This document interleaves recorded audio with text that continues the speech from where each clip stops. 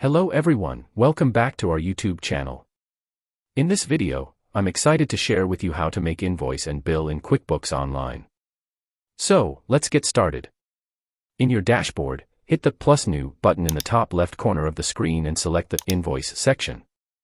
Select the customer from the Add Customer section. You can add a new customer if you want by tapping on the Add New button. If you select the customer you already created, then it will autofill the customer details. You can add some tags as well. Next, you have to add products or services you provide. After entering all the products or services, tap on the Review and Send button. For bills, in your dashboard, hit the plus New button in the top left corner of the screen and select the Bill section from the drop-down menu. Select the vendor from the Choose a Vendor section.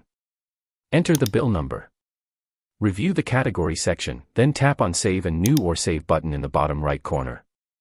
There you have it. Thanks for watching.